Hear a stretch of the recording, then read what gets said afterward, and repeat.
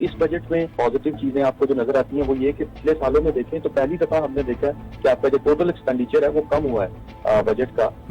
ये अगर पिछले बजट से कंपेयर करें तो ये 7% कम है टोटल एक्सपेंडिचर, टोटल आउटले जो है। तो आपके जो करंट एक्सपेंडिचर हैं वो 5% कम हुए हैं। आपकी इंटरेस्ट पेमेंट जो है वो 16% कम हुई है as compare to last fiscal year, last fiscal budget. आपकी पेंशन जो है वो 4% बढ़ गई है, पेंशन के खर्चे। डिफेंस जो है वो 20% बढ़ा है, जो कि एक जस्टिफाइड है क्योंकि आपके बिल्कुल साथ एक जो है वो बड़ा खतरनाक दुश्मन भी है जिसको आपने टैकल करना है और अपनी डिफेंस इंडस्ट्रीज को बढ़ाना है, क्योंकि अब जो है वो ट्रेडिशनल वार टेक्नोलॉजी की तरफ शिफ्ट हो गई है। तो अब आपको उस तरफ भी इन्वेस्टमेंट चाहिए होगी। आपकी ग्रांट एंड ट्रांसफर जो है वो 8% बढ़ी है।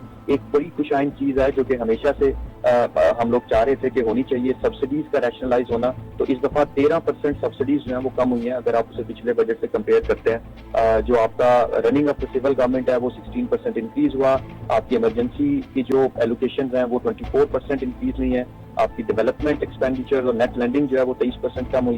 तो इसी तरीके से आपका जो फेडरल पीएसटीपी है वो 29% कम हुआ, विच मीन्स कि आपने अपने एक्सपेंडिचर्स को कम किया है। तो पहली दफा मेरी नजर में मुझे नजर आया कि जो बजट था वो एक्सपेंडिचर साइड फोकस था, जो कि बड़ा रेयर होता है पाकिस्तान में। मोस्टली रेवेन्यू साइड पे ज्यादा मैयत होते हैं, ऑल्दो अभी भी ये रेवेन्यू साइड पे क्योंकि हम फंड के अंदर हैं और IMF की आपकी कमिटमेंट्स और उनको भी ऑनर करना है। लेकिन अगेन रेवेन्यू साइड जितनी इंपॉर्टेंट है उससे ज्यादा इंपॉर्टेंट पाकिस्तान में expenditure side of the equation है।